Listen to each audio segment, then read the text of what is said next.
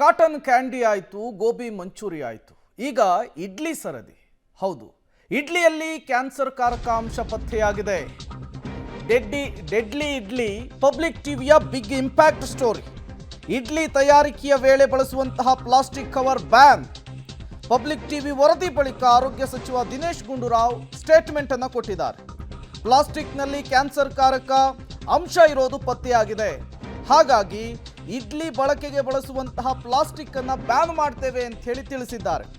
Plastic ಅನ್ನ ಬಳಸಿದ್ರೆ case ಹಾಕಲಾಗುತ್ತೆ, ದಂಡವನ್ನ ಹಾಕ್ತೇವೆ ಅಂತ ಹೇಳಿ ಆರೋಗ್ಯ ಸಚಿವರು ಹೇಳಿರುವಂಥದ್ದು.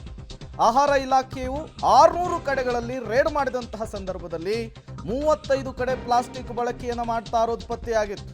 ಪಬ್ಲಿಕ್ ಟಿವಿ ಕುರಿತಂತೆ ವರದಿಯನ್ನು ಪ್ರಸಾರ ಮಾಡಿತ್ತು. ಯಾವಾಗ ಪಬ್ಲಿಕ್ ಟಿವಿಯಲ್ಲಿ ವರದಿ ಪ್ರಸಾರವಾಯಿತು, ಆರೋಗ್ಯ ಸಚಿವರು ಈ ಇಡ್ಲಿಯಲ್ಲಿ ಕ್ಯಾನ್ಸರ್ ಕಾರಕ ಅಂಶದ ವಿಚಾರಕ್ಕೆ, ಪ್ಲಾಸ್ಟಿಕ್ ಅನ್ನು ಬಳಕೆ ಮಾಡ್ತಾ ಇರೋ ವಿಚಾರಕ್ಕೆ ತಮ್ಮ ಮೊದಲ ಪ್ರತಿಕ್ರಿಯೆಯನ್ನು ಕೊಟ್ಟಿದ್ದಾರೆ. ಇಡ್ಲಿ ತಯಾರಿಕೆಯ ವೇಳೆ ಬಳಸುವಂತಹ ಪ್ಲಾಸ್ಟಿಕ್ ಕವರ್ ಅನ್ನ ಬ್ಯಾನ್ ಮಾಡುವುದಾಗಿ ಮಹತ್ವದ ಹೇಳಿಕೆ ಕೊಟ್ಟಿದ್ದಾರೆ. ಆರೋಗ್ಯ ಸುರಕ್ಷತಾ ಇಲಾಖೆಯವರು ರಾಜ್ಯಾದ್ಯಂತ ಸುಮಾರು 251 ಕಡೆ ಸ್ಯಾಂಪಲ್ಗಳನ್ನು ತೆಗೆದು ಈ ತಪಾಸಣೆ ಮತ್ತು ಪರೀಕ್ಷೆ ಮಾಡಿಸಿದ್ದಾರೆ. ಅದರಲ್ಲಿ ಏನಂದರೆ, ಈ ಇಡ್ಲಿಯನ್ನು ಏನು ಬೇಯಿಸ್ತಾರೆ ಆವಾಗ ಹಿಂದೆ ಎಲ್ಲ ಬಟ್ಟೆ ಉಪಯೋಗಿಸಿ ಮಾಡೋರು. ಆದರೆ ಇತ್ತೀಚಿನ ಕಾಲದಲ್ಲಿ ಕೆಲವು ಕಡೆ ಎಲ್ಲ ಪ್ಲಾಸ್ಟಿಕ್ ಉಪಯೋಗ ಮಾಡ್ತಾ ಇದ್ದಾರೆ ಅಂತ ಒಂದು ಮಾಹಿತಿ ಕೂಡ ಇತ್ತು. ಆ ಕಾರಣದಿಂದ ನಮ್ಮ ಇಲಾಖೆಯವರು ಎಲ್ಲ ಕಡೆ ಇದರ ಬಗ್ಗೆ ಹೋಗಿ ವಿಚಾರಣೆ ಮಾಡಿದ್ದಾರೆ. ಈ 251 ಏನು ಅವರು ಪರೀಕ್ಷೆ ಮಾಡಿರ್ತಕ್ಕಂಥ ಸ್ಥಳಗಳಲ್ಲಿ ಸುಮಾರು 52 ಕಡೆ ಈ ಥರದ ಒಂದು ಪ್ಲಾಸ್ಟಿಕ್ಕನ್ನು ಉಪಯೋಗಿಸ್ಕೊಂಡು ಅದನ್ನು ಬೇಯಿಸೋದಕ್ಕೆ ಮಾಡ್ತಾಯಿದ್ರು. ಇದು ಖಂಡಿತವಾಗಿಯೂ ಇದು ಅವರು ಮಾಡಬಾರ್ದು. ಯಾಕೆಂದರೆ ಪ್ಲಾಸ್ಟಿಕ್ಕು ಅದರಲ್ಲಿ ಕ್ಯಾನ್ಸರ್ ಬರ್ತಕ್ಕಂಥ ಅಂಶಗಳಿರುವಂಥದ್ದಿದೆ. ಅದು ಇಡ್ಲಿ ಒಳಗಡೆ ಸೇರ್ಕೊಳ್ಳುವಂಥದ್ದು ಆಗ್ತದೆ ಬೇಯಿಸುವ ಸಂದರ್ಭದಲ್ಲಿ.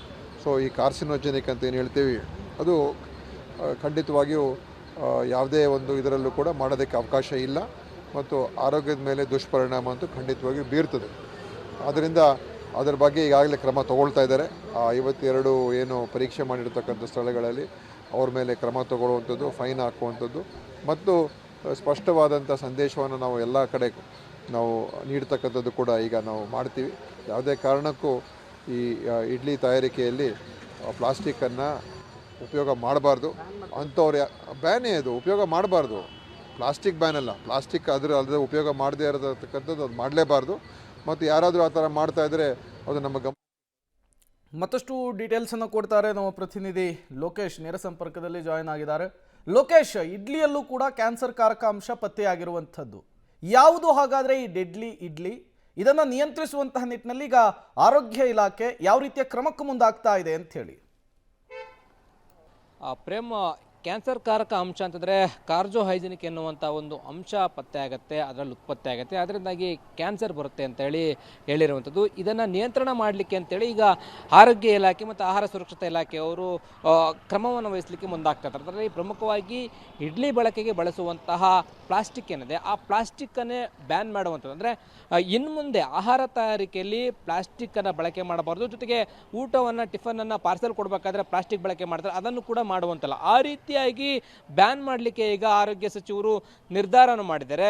ಅಧಿಕೃತವಾಗಿ ಅದು ಆದೇಶ ಕೂಡ ಆಗುತ್ತೆ. ಅದನ್ನು ಏನಾದರೂ ನಿಯಮವನ್ನು ಉಲ್ಲಂಘನೆ ಮಾಡಿದ್ರೆ ಅವ್ರ ವಿರುದ್ಧ ಕ್ರಮ ವಹಿಸಿ ಫೈನನ್ನು ಹಾಕ್ತಾರೆ. ಫೈನನ್ನು ಹಾಕಿ ಪದೇ ಪದೇ ಅದೇ ರೀತಿಯಲ್ಲಿ ತಪ್ಪು ಮಾಡ್ತಾ ಇದ್ದಾರೆ ಅವ್ರ ಮೇಲೆ ಕೇಸ್ ಹಾಕೋದಕ್ಕೂ ಕೂಡ ಈಗ ಮುಂದಾಗ್ತಾ ಇದ್ದಾರೆ. ಇದು ಆತಂಕಕಾರಿಯ ವಿಚಾರ. ಸುಮಾರು 251 ಕಡೆಗಳೇ ದಾಳಿ ಮಾಡಿದಂಥ ಸಂದರ್ಭದಲ್ಲಿ 52 ಕಡೆ ಪ್ಲಾಸ್ಟಿಕ್ಕನ್ನು ಬಳಕೆ ಮಾಡಿಕೊಂಡು ಇಡ್ಲಿ ತಯಾರಿ ಮಾಡ್ತಾ ಇದ್ರು. ಅದರಿಂದಾಗಿ ಕ್ಯಾನ್ಸರ್ ಕಾರಕ ಅಂಶಗಳು ಪತ್ತೆಯಾಗಿ ಆ ದೇಹದ ಆರೋಗ್ಯದ ಮೇಲೆ ಪರಿಣಾಮ ಬೀರಿ ಅದು ಉಲ್ಬಣ ಆಗುವಂಥ ಸಾಧ್ಯತೆಗಳು ಹೆಚ್ಚಾಗಿವೆ. ಆ ಕಾರಣಕ್ಕೋಸ್ಕರ ಈಗ ಅದನ್ನು ನಿಯಂತ್ರಣ ಮಾಡಬೇಕು ಅಂತೇಳಿ ಸುರಕ್ಷತಾ ಇಲಾಖೆಗೆ ದೂರು ದಾಖಲಾಗಿತ್ತು. ಆ ದೂರಿನಿಂದ ಎಚ್ಚೆತ್ತ ಅಧಿಕಾರಿಗಳು ಈಗ ಬಹುತೇಕ ಕಡೆಗಳಲ್ಲಿ ರೈಡ್ ಮಾಡಿ ಅದನ್ನು ನಿಷೇಧ ಮಾಡೋದಕ್ಕೆ ಈಗ ಮುಂದಾಗ್ತಾ ಇರುವಂಥದ್ದು. Prem, okay, thank you Lokesh ತಮ್ಮೆಲ್ಲ ಮಾಹಿತಿಗಾಗಿ.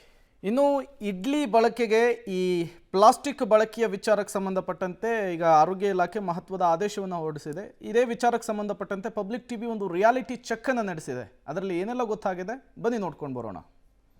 ಇಡ್ಲಿ ತಯಾರಿಕೆಯಲ್ಲಿ ಪ್ಲಾಸ್ಟಿಕ್ ಬಳಕೆಯಿಂದಾಗಿ ಕ್ಯಾನ್ಸರ್ ಬರುತ್ತೆ ಅನ್ನುವಂತಹ ಆತಂಕಕಾರಿ ವಿಚಾರ ಬಯಲಾಗಿರುವಂಥದ್ದು. ಈ ಬಗ್ಗೆ ಪಬ್ಲಿಕ್ ಟಿವಿ ರಿಯಾಲಿಟಿ ಚೆಕ್ ಮಾಡ್ತಾ ಇದೆ.